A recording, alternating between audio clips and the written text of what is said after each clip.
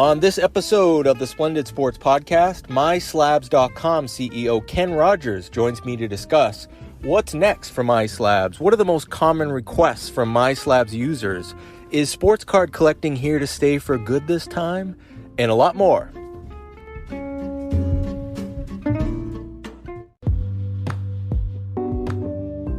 Hello! One of the best parts about the sports card popularity boom, in my mind, is seeing the growth of many businesses in the sports card industry. One of those businesses that is growing rapidly and that I'm a big fan of is MySlabs.com. I found out about MySlabs at the beginning of 2021, and like many, the thing I heard first was about their incredibly low 1% fees. Since then, at last check, I've bought 13 slabs from the MySlabs marketplace so far this year, and I can definitely see that number going up next year, because I really like the system they have in place for both buying and selling. I was very happy to be able to interview the CEO of MySlabs, Ken Rodgers, to ask him where MySlabs is headed next and about his thoughts on the future of the sports card industry. Here we go. Hello. Good afternoon, Ken. Hey, how are you? Good. How you doing? Not too bad. Not too bad. Could you give a little background on when MySlabs started and like you personally, how you came to become the CEO? Sure. Well, MySlabs, just from a proof of concept standpoint, started probably in the latter part of 2017, 2018. Was actually, I knew about it at the time because one of the founders is a longtime friend of mine from the original comic book hobby, actually, is how we met, but 15, 20 years ago. And he had come up with the idea for MySlabs, was working on it with another gentleman, and just me being a friend and someone that was involved in the hobby, and would run ideas past me to just kind of get my take. So again, that was probably back in 2017, 2018, and then they developed it from there. I think they didn't really, I think they went live, public, put it out to the public sometime in 2019, and probably started gaining, more momentum in terms of participation on the site and sales and so forth throughout 2020 and obviously into 21. As far as my involvement, I in this past spring, probably late February, early March, when things were really booming, I think that the powers that be there kind of realized that, listen, the space is super hot, and maybe we need to just maybe bring in some different leadership that has a little bit more experience on the marketing and building a brand, and just being more public and kind of the face and voice of the company and so forth. So just my buddy, thought I, given my background as an entrepreneur running small businesses and somebody that had a lot of subject matter expertise hobby wise, and because I had put my previous business on hold as because of COVID, it just, the timing was right, and he thought it would be a good fit, and it wasn't a tough sell for me, to kind of just have the opportunity to work in an industry that I have so much passion for. So that's how we are where we are now. Now, you mentioned earlier, you said you guys had a background in comics. Were you more comics than sports cards when you were younger, or how does that break down? Well, when I was younger, it was actually, probably a 50-50 kind of split, right? Like, so I was definitely super into both as a kid and a teenager. And then as I got older, I definitely started gravitating more towards original comic book art, which is actually, it's kind of like an offshoot of the comics hobby, where it's I don't know if you know about it, but basically the short explanation is original comic book art is essentially the one of one the hand drawings that were used to produce obviously all the comics that are slabbed and that everybody's had and people collect. The production process for that entails obviously an artist sitting down at at an easel and an artboard and actually drawing those comics. So those one of one pieces of artwork there's actually a whole hobby around that. So it's the joke in the hobby is that when comic collectors grow up, they become original comic art collectors. So, um, but with the price of some slab comics, it's I don't know if that's a perfect analogy, but I should know this, but do you guys sell slab comics on the site? we did. We do. We actually just launched the comics category this past May when we Oh, okay. when I kind of spearheaded that. I just thought it was a natural progression for the company and a lot of crossover with our existing audience. Yeah, I thought it was a good fit. I mean, it's relatively new. It's definitely gaining momentum, but obviously the sports cards and the sealed wax are our bread and butter. So yeah.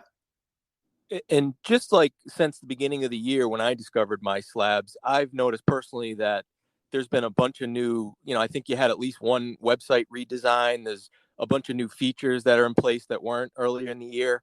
Mm-hmm. What is, and I think the site looks great. What would you say like is the biggest thing you have planned next that you can that you can mention that's not like a top secret thing? That I wouldn't have to kill you for telling you? Yeah. To be honest, we do have a pretty extensive roadmap with really a lot of different things that we want to add to the platform. But I would say just in broad strokes, a lot of the things that we want to be doing are really twofold. Really centered around improving the discoverability on the site.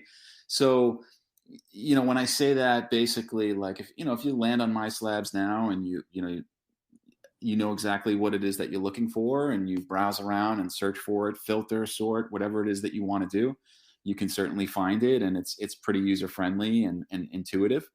However, we definitely want to just kind of give people more interesting and engaging ways to kind of interact with the site to, maybe discover things that they would have interest in that aren't maybe directly on their radar, and just give users just more fun and like I said, just engaging ways to kind of you just get a window into things that are trending and what's hot and what other people are looking at and engaging with and purchasing, and just give people more of a window like into all of that, which is as a hobbyist, it's just I think it makes it a lot more enjoyable than just like a cut and dried marketplace per se. So, I mean, discoverability is definitely big. And the other, I would say the other, box that we're looking to check is really to build on the community aspect of MySlabs. We definitely have a very, just a very loyal, following and user base, and there's really a great community on social media, through, we have a private Facebook group for MySlabs members that really anybody can join, but it's primarily MySlabs members that it's probably close to 10,000 at this point. We have an extensive presence on Instagram, Twitter, and, we really want to kind of build on that and tie more social community type elements into the platform itself. So we do want to come on, kind of launch like a really cool way for people to display their personal collections, and not even necessarily in the context of receiving offers and making offers on stuff. Just take the e-commerce piece out of it. Just make it a way for people to kind of present, to the world, like, hey, this is what I'm passionate about. This is me as a collector. These are the things that I collect, and these are my favorite pieces in my collection. And to just kind of give people a way to kind of put that out there, and just kind of engage, and just be in more of just a communal um, kind of way, like very social, kind of tie those elements in. Well, you mentioned social media, and obviously social media is a huge component to any marketplace or any business.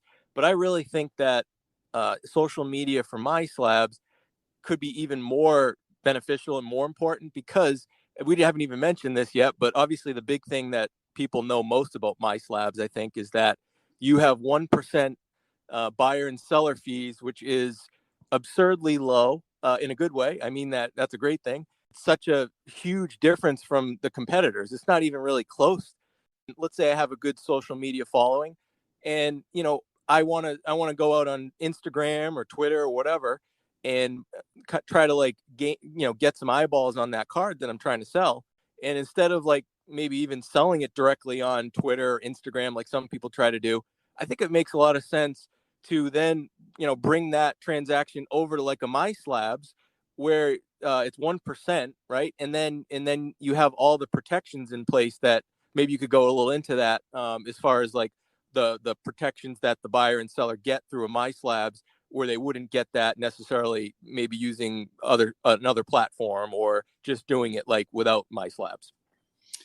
Yeah, I think the points that you just kind of touched on are a big part of our the value proposition to members, right? Like, so, I mean, of course, the 1% on both sides is what we're most known for, and certainly a disruptively, low fee structure. But of course, again, the idea is to, like, as opposed to dealing on like an eBay, for lack of a better term, like on a platform like that with the high transaction fees. Obviously a lot of folks do try to avoid that and circumvent that by, trying to deal on social media and through, like, Facebook groups and chat boards and, Twitter, Instagram, so on and so forth. And, I think that there's a certain degree of risk, that comes along with that. So as you said, obviously our, part of what we feel that we bring to the table is, along with the low transaction fees, as close as possible to maybe dealing on a social media site, we do also offer, just there's vetting, that goes on, with sellers on the platform. So, we actually have sellers actually have to fill out a pretty straightforward seller application that gets manually reviewed, before anybody's allowed to sell on platform. So, definitely buyers can feel comfortable that they're really only dealing with the best of the best sellers in the online, kind of sports card world. And then obviously there's just the high standard, that we hold both buyers and sellers to on an ongoing basis, in terms of just, the professionalism and the, the way the transactions are expected to be handled, so obviously if a buyer commits to purchasing an item, the item needs to be paid for within 24 hours. Once it's paid for, the seller is expected to ship and upload tracking within 3 business days. And if either of those things don't happen, we do have checks in place, where folks can have their accounts suspended, and then they have to kind of go through a process to get reinstated. And, it's definitely, it's not something that we enjoy for sure. But it's also, I think, it's kind of, it kind of sets the bar high. It sets the expectation. And I think the people that are on the platform, as a result, are really compelled to transact, very smoothly, professionally. And I mean, right now we have over 36,000 members. We've been growing very rapidly. Like when I came aboard in March, we had about 15,000, and now we're over 36. And there's probably anywhere from 6,000 to 8,000 slabs a month that are selling on the platform. So, the scale, and we're probably adding 3 to 4,000 new members a month. And, so, I guess the point is the scale of the platform and the amount of transacting, the sheer number of transactions that happen month to month. It's pretty sizable, but I think because of all the things that I mentioned, the customer service side is actually very manageable. Of course we have issues, but it's fortunately, I think because of the expectations, it's really become a pretty safe, very professional, place for people to transact, and obviously, of course, you get the low fees. So. What would you say, because you guys are constantly evolving, like I mentioned, I've seen you evolve just this year alone in many ways. What do you have a common request, like the most common one that the MySlabs users request to you, like, hey, here's what we'd like to see added next, or anything like that? Yeah, well, there's a couple that we get asked all the time through DMs on social media and in the Facebook group and on social media in general. One thing a lot of people ask for is the ability to chat with potential buyers and sellers, when they submit offers and so forth. So the ability to communicate pre-sale. And the other thing that we get asked about all the time is, when are you going to have an app in the App Store? Right. So, to touch on those, and I think, listen, in a perfect world, it would be nice to have everybody be able to chat and maybe explain why they're making a certain offer or counter offer, as it may be. But we've just found that, unfortunately, and listen, obviously, if you sell on eBay and you're in the hobby, everyone has experienced this in one way or another. Unfortunately, when you have that line of communication open, a lot of times it leads to just hurt feelings, and that usually stem from like disagreements over valuation or pricing, and it's just, at the end of the day, like, we've decided that is just a dynamic that we'd rather leave off the platform. So to keep it much more simple, we just rather leave that part of it out. And as far as the app, the idea of an app, I think it's possibly something down the road, that we would consider.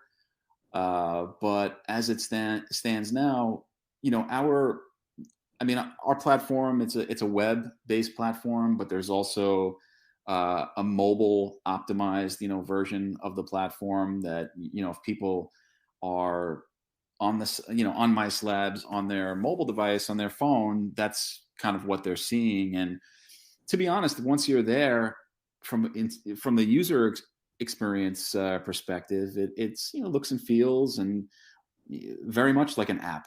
So I guess for us, it's just I guess yeah, obviously having it in the App Store and giving folks the convenience of having like a nice fancy icon on their the desktop of their mobile device that they could just click on and be an app proper, like that's nice. But I think it's just not that high up on the priority list right now. I guess there's so many other things, kind of things along the lines of what we touched on before that are just, that we feel is just going to bring a lot more value to members, that are just just boxes that we want to check before. I deal with websites and user experience, and you're never at the finish line with that. There's always going to be something from a user experience on your website or app that you could keep improving. That's always going to be something you're chasing, but maybe more importantly is, working first on, we want to get as many eyeballs, much traffic to our site as we can, increase the audience.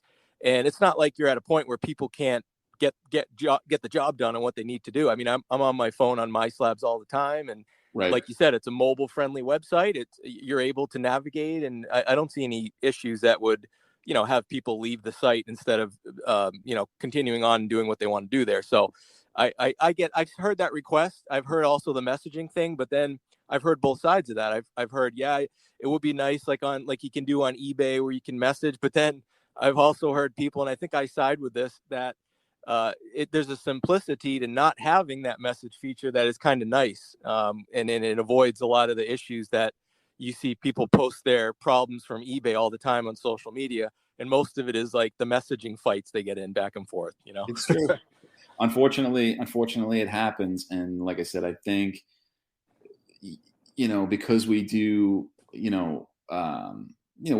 like to maintain a strong sense of community, and it's something that we do want to build on. Like, the last thing in the world we need is like, people going on social media posting like these, back and forths, disagreements over valuation, like, on MySlabs or whatever. It's just, like I said, at the end of the day, I don't think it's totally necessary. And like I said, I'd rather leave, kind of I'd rather leave the emotions out of it, and just, you make an offer, a counter offer, and it is what it is, The last thing I wanted to bring up and ask you, I figured you'd be a great person to get your feedback on this. There's been a lot of talk about the trading cards are cool again piece that Josh Luber put out a few days back. Long piece, over 50 pages, I believe.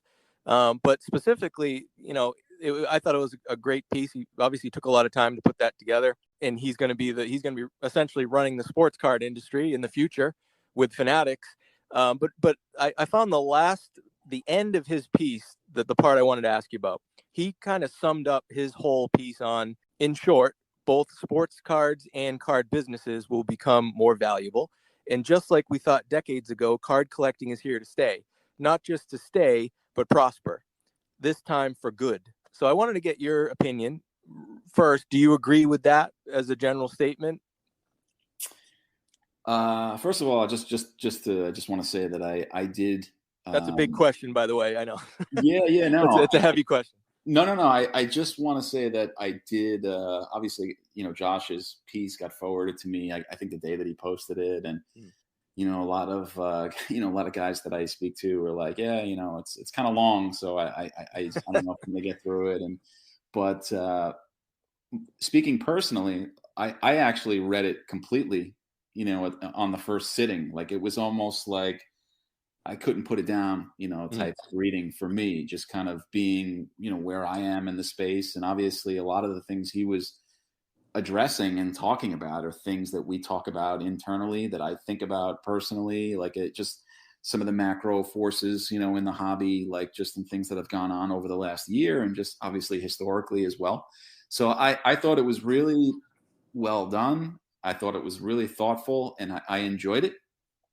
Now to you, and I did read it completely, all 54 pages. So I just wanted to go on record as saying that. But that's impressive. To answer your question, I do think it's here to stay, and I think, as opposed to like what happened during the junk era, I think collectors and companies are smarter than they were then, for lack of a better term.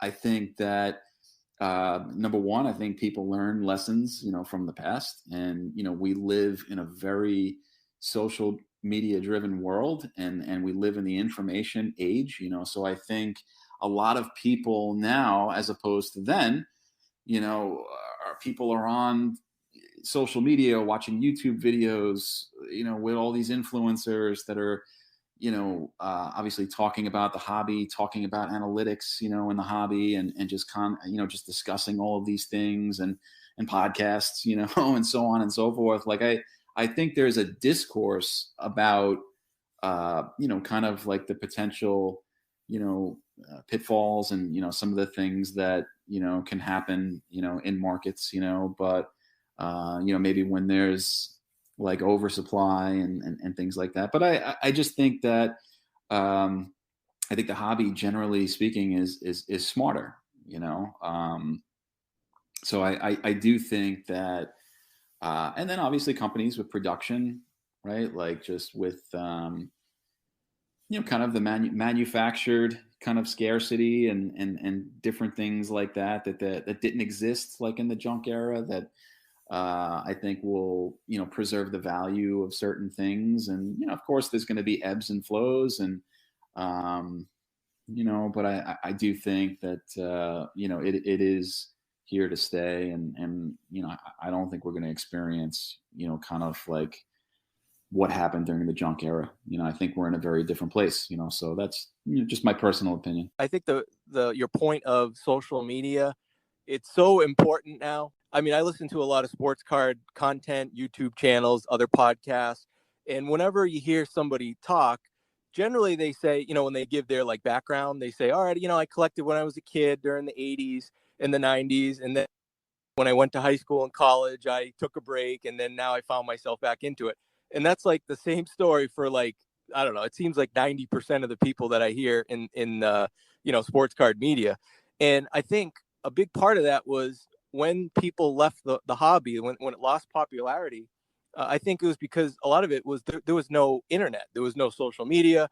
So it wasn't something that was constantly going to be in your face. If you decided that like, hey, I'm just going to put these cards away and that's going to be it, you could do that. Now I feel like it's such, with people constantly on their phones and on social media, it's going to be really tough for it to lose popularity when it's constantly being, cards are being shown on Instagram, and then it's going to get people back. Oh, wow, look at that, So I think that might be the biggest factor, the difference when people compare the junk wax era and how like it lost popularity after. Even if there's this is that version of the junk wax era, I feel like this is not going to be a repeat because of technology and because of the internet, social media. I think that's going to be the big thing that keeps it going.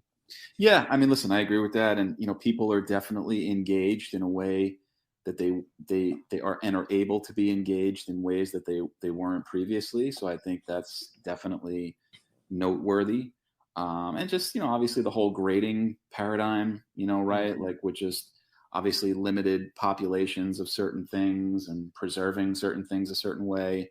I think that's something that didn't exist then, that does now, that I think is obviously helps preserve scarcity and value, and then obviously all the way things are manufactured for sure. But like you said, I think that, and also the big thing is there's a tremendous amount of passion in this hobby that I mean, I could tell you just, I went to the National this year, and I think the National was at the very end of July, like first couple of days of August. And the market was really kind of, I think we were still kind of shaking some of the fear that had crept into the market, and obviously drove prices down from probably from like April into July pretty steeply. And so essentially, I mean, the market had crashed. I mean, prices were down on a lot of things. I would say from the peak in February to maybe the low in June, July. I mean, a lot of key stuff was down 50, 60, 70%, which is obviously well documented. But so, I mean, if that was the S&P 500, I mean, that would be like headline news, right? Like in every news outlet, and forget it. It'd be like Armageddon if that was like the S&P 500. So, I mean, essentially the market crashed. And I mean, you can call it a correction, crash, or what have you. But the bottom line is, here we are at the National, kind of in the towards the tail end of that. And let me tell you something, like I was on the floor there, and it was just like so much passion and so much just engagement, and just people just line around the block, like just, and we were in the middle of a market crash. The bottom line is, people didn't care, and this is something that they love. And yeah, I mean, obviously prices boom, prices corrected. Obviously there's a lot of reasons why those things happen, and markets ebb and flow, and it's totally normal. I mean, if you zoom out and look at it over a long enough time frame, it probably is, it doesn't look like a crash at all. It just looks like a healthy kind of pullback and reset. And, so I don't know, like I said, it's aside from the sharing of information, and I think how much smarter, companies and people are at this point, I think there's so much passion in the collectors out there that, I don't see this going away at all.